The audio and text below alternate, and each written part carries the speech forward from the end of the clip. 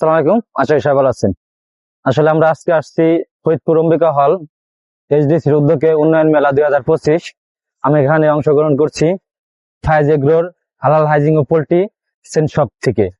আসলে আমরা এখানে আসছি আমাদের যে হালাল ভাবে মুরগি প্রসেসিং করা হয়, সেই দেশি মুরগি, দেশি হাঁস, পিকিং স্টার হাঁস, সোনালী লেয়ার, এই সব পণ্য আমরা প্রসেসিং করে বিক্রি করি। আসলে আমার একটা জিনিস ভালো লাগছে কি, আজকে আমাদের এই প্রসেসিং থেকে খুশি হয়ে জেলা পোশাকের যে প্রধান, মানে এই অনুষ্ঠানটা যে আপনার প্রধান অতিথি ছিল, সে আমাদের কাছ থেকে পিকিং স্টার হাঁস সংগ্রহ করেছে। আমি আসলে এই জিনিসটাই খুব আনন্দিত। আরো আমরা আমাদের প্রদর্শনের জন্য যারা আমরা বিক্রি করি বা আমরা আমাদের খামারে উন্নয়ন মানে পালন করে থাকি, সেইগুলোই আমরা আজকে আমাদের এই দোকানে এনে সাজিয়ে রাখছি।